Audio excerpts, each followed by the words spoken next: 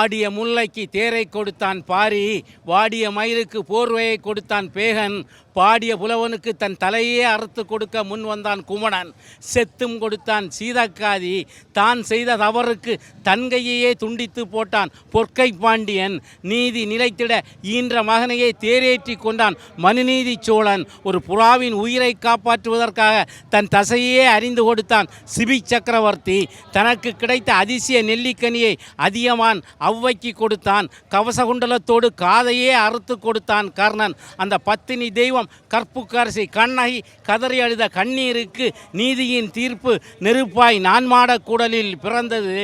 குருதட்சணையாக கட்டை விரலையே வெட்டி கொடுத்தான் ஏகலைவன், உயிர் நண்பனுக்காக வடக்கிருந்தே உயிர் துறந்தான் கபிலன் என்றெல்லாம் தமிழகத்தினுடைய இலக்கிய வரலாற்றை நான் புரட்டி புரட்டி படித்திருக்கின்றேன். அத்தனையும் புனைவுகள் தான், கட்டுக்கதைகள் தான், கற்பனை கதைகள் தான் என்று நான் காலம் காலமாக கருதி வந்தேன். ஆனால் எங்கள் காவிய தலைவன், தமிழினத்தின் ஒப்பற்ற தலைவன், தமிழினத்தின் ஈடு இணையில்லாத தலைவனுடைய